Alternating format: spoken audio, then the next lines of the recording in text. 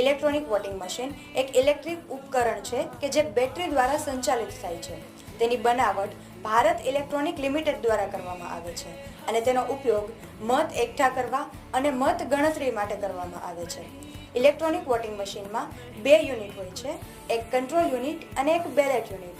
એમાં control unit એ booth officer પાસે હોય છે, જ્યારે બેલેટ યુનિટ એ મત આપવા માટેનું સાધન છે અને બંને જ યુનિટ એક કેબલથી કનેક્ટેડ હોય છે અને એ કનેક્ટેડ હોય તો જ તે કાર્ય કરી શકે. એક ઇલેક્ટ્રોનિક વોટિંગ મશીનમાં વધુમાં વધુ 2000 મતોનો સમાવેશ કરી શકાય અને 16 ઉમેદવારોની યાદીનો સંગ્રહ કરી શકાય. 2013 પછી આની ક્ષમતા વધારીને 384 જેટલા ઉમેદવારોનો સમાવેશ કરી શકાય તેવી વ્યવસ્થા કરવામાં આવી છે અને તેના માટે ઇલેક્ટ્રોનિક વોટિંગ મશીનને એકબીજા સાથે જોડવામાં આવે છે. તમને આ માહિતીઓ ગમી હોય તો લાઈક કરજો અને રામાણી ઇન્સ્ટિટ્યૂટ આઈડીને જરૂરથી ફોલો કરજો.